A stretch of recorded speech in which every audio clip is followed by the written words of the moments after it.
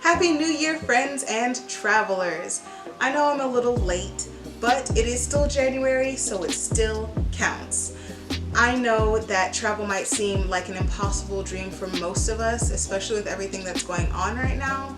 But since I'm still making my move to Japan this year, actually very soon, as long as things, clear up, I should be making my move to Japan in March. So I thought this would be a great opportunity to share the top 7 things that I like to bring with me on flights, international flights in particular, since I'm going to be taking a very long international flight soon.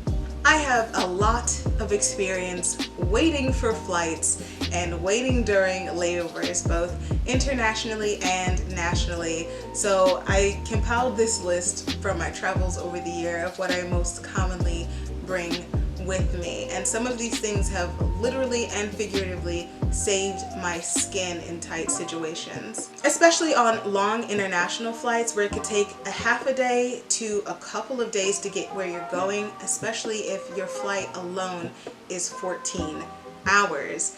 It's really easy to get bored, get hungry, and just feel like you're losing your mind after a while in the airport if you don't know how to keep yourself entertained and make sure that you're prepared in case of small emergencies. I hope these tips help you out the next time you have to take a national or international flight, and that they just make the process a little bit easier for you.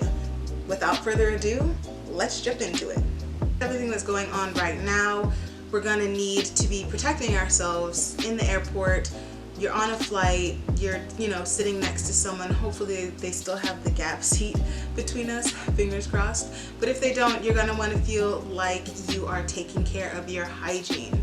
That's what we'll call this first one, hygiene. And for that, I've got a few things that I like to take with me. Namely, a packet of tissues, hand sanitizer, and body wipes. Now, of course, I like to take tissue and hand sanitizer with me because hand sanitizer is going to help with germs. You touch something nasty, there's not a bathroom around, someone sneezes in your general vicinity, you're going to want to put hand sanitizer in before you open a door, put on your seatbelt on the airplane, stuff like that. You're just going to want it. It's going to help keep you clean and sanitary. I like to have it on me just in case. When it comes to the tissue, if you do find yourself having a little sniffle, or even if you've just spilled food on your clothes and you don't have a napkin or anything like that ready, tissues are going to help out a lot with that. It's going to keep you from being gross when you blow your nose. Use your hand sanitizer, and also it's going to keep you clean if you're eating and you spill a little something on yourself. So tissues can come in handy for multiple reasons.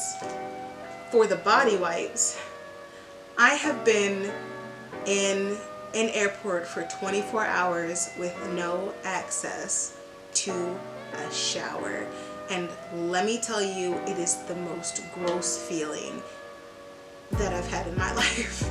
Not being able to shower for like a day and a half because all of the hotel rooms, yes, there are hotel rooms in some airports, have been booked and there's nowhere for me to go. So I recently got these Underarm deodorant wipes from Pacifica Beauty, and you can just use baby wipes or anything like that, vegan baby wipes, to wipe down your body, wipe down your pits and things like that. If you don't have access to a shower, you'll feel like a brand new person. You will love past you for taking care of future you and giving you some wipes to keep you feeling fresh when you just have no other way to keep fresh. This is especially important for international flights, or I guess if your flight gets canceled nationally and you can't take a shower, you don't have anywhere to do that, baby wipes or body wipes are going to be your best friend, and they're going to be everyone else's best friend because they won't have to smell your ass. The next thing I want to talk about is having a good bit of reading. I love to read. I grew up reading. For goodness sake, I'm named after a story character my dad came up with. Reading is in my veins and I love to do it, so I try to bring some kind of reading material with me. Of course, this can be anything that you're interested in, whether or not you like medical journals or you just want to read manga on your flight, having a book with you will come in handy when you get bored of all of those in-flight movies that they tend to show. The book that I'm going to be bringing with me is called Mexican Gothic. I have not read it, but I'm very excited to. It takes place in the 50s, I believe, and it's got mystery vibes. Judging from the description, and I'm really excited to see what it's about. I'm specifically holding off on reading it for the flight because I know I'm going to need to be entertained, and since I'm not bored here, I don't want to use up all of my material before I even get to the airport. Of course, I could bring several books with me, but you gotta save space in your suitcase for essentials, and just having one book to throw in your carry-on bag will save you space, and you won't have to be lugging around a bunch of big books with you. As much as I identify with Hermione Granger, I don't think carrying a huge bag of books without an undetectable extension charm is gonna do me any good. Speaking of Harry Potter, we're gonna move on to other forms of entertainment, and by that I mean not the in-flight movies that I was just talking about. I'm talking about bringing games with you. You might be traveling with a companion, as I often do. My best friend and I travel together a lot, and so you can play games on your phone like Heads Up or Trivial Pursuit. Anyone? I actually have this little carry-on travel size version of Trivial Pursuit. Comes with cards, comes with a die. It is Harry Potter Trivial Pursuit, and it's just something that helps us pass the time when we're in the airport on those layovers. For about an hour, you can pass the time playing a game, and when you get bored again, you can come back to it. Cell phone games can be the best for that, and they really come in handy when it comes to keeping you from losing your mind in the airport. And because you don't want your cell phone to die from all of the wonderful, magical, fun games you have been playing, it is, of course, essential to bring a portable charger. I actually have 2 of these. Just in case one runs out, I've got a backup portable charger. I think it's really important to keep things like this on you. Obviously, if there is an emergency, you don't want to be stuck in another country with a dead phone, especially if it's the only way to communicate because you're walking around using Google Translate. Carrying around a portable charger is the one of the things that literally saved my life. When I lost my passport in China, having a working phone was important, obviously. So keep a portable charger on you, and really it'll just make your life easier. I feel like this one is pretty self-explanatory. You don't want your cell phone dying, you don't want your computer dying, nothing like that. And a portable charger is going to help keep you from having that happen. And since I brought it up, I'm going to talk about a bonus item, and that is a portable translator. I love this thing. My parents got it for me after I lost my passport in China because they wanted to make sure that should that ever happen again, I go to another country, I get stuck and I need help, I've got a way to talk to people. This particular translator can do Chinese, Russian, Spanish, Japanese, French, Swahili, I think. There are a lot of languages in here, so no matter what country you go to, if you get a good portable charger, all you gotta do is turn it on, talk into it, and this bad boy will not only have a written translation of what I said into the language that I want to speak. It'll do that for any language. It will always do written, but also for most of the languages, it gives you a spoken version as well. So if the person cannot see, the print is too small, that sort of thing, just turn up the volume and the translator will speak to that person in their language, and they'll be able to speak into it as well and talk back to you. Hello, where is the bathroom? こんにちは。バスルームはどこですか? I'm imagine how great it would feel. Someone comes up talking to you and they've got a way to make it easy. It takes a lot of the stress out of the situation, not only for yourself, but for the person that you're asking for help. You don't have to search for an answer. You're not fumbling with Google Translate. You can just speak and translate. On to the next. I think this is tip number 4, and that is bringing food with you. As a vegan, not every airport is going to have food that you can eat, especially if you go into the South here in America. Those airports don't even know what vegan is. Literally, I asked at a restaurant if they had any vegan options and they said, "What's that?" So you're gonna want to bring food and snacks with you just in case. I always like to bring a little sweet treat with me. If you want to see my suggestions for the kinds of candies I would bring, you can click the card. But also you should bring some fresh fruit and maybe dried fruit or other easy to carry and prepackaged snacks with you. For example, you can bring an orange. Oranges are easy to carry around. They've got their own special casing already on them. It's always a great idea to bring food that's not going to get smashed easily, like oranges, apples, and bananas, or things that are easily disposed of. One of the things that I like to bring that are easily disposed of packaging are these little bars. I like to bring little vegan food bars with me, protein bars, dried fruit bars.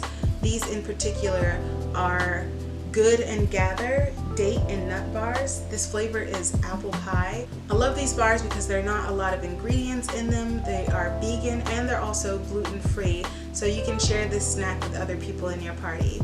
But some other good ideas for food to bring with you might be trail mix or just other dried fruits.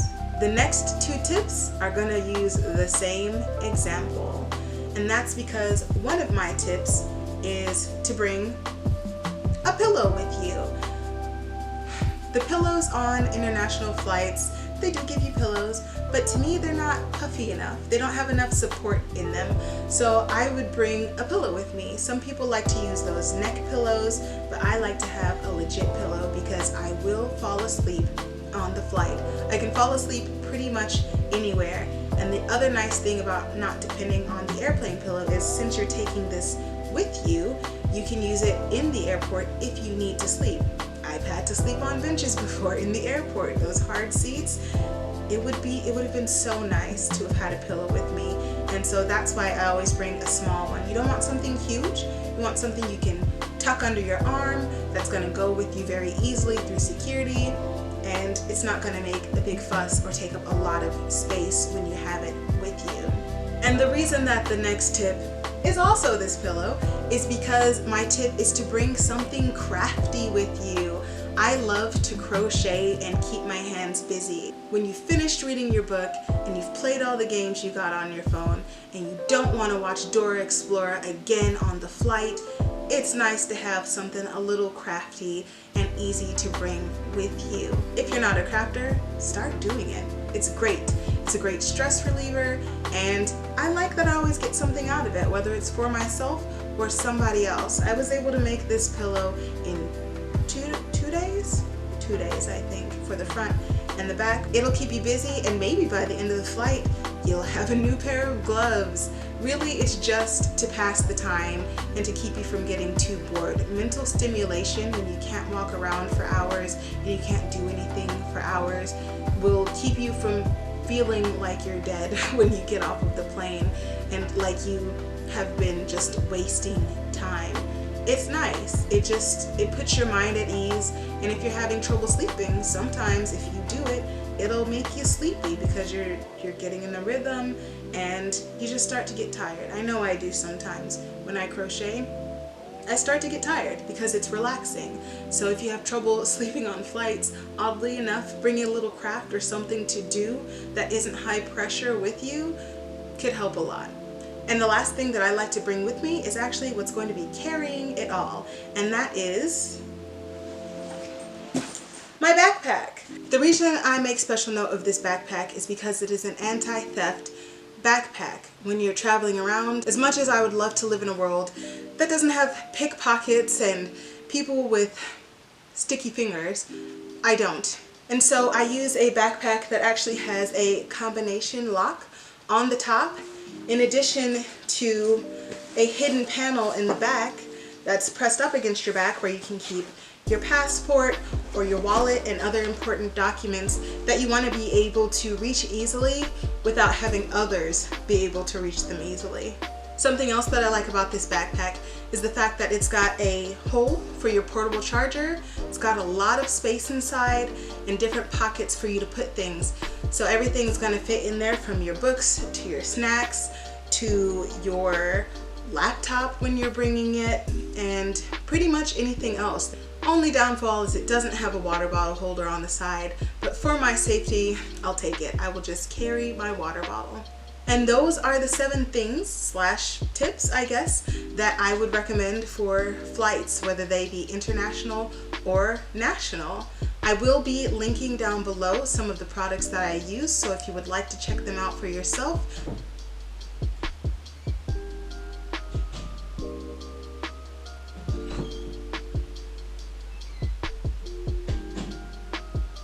look in the description down below and they'll be there waiting for you. What did you think of these tips? And do you have any tips of your own? I know there are a lot of travelers out there who are looking forward to doing it again, and I'd love to hear what you have to say. Definitely write down in the comments and let me know.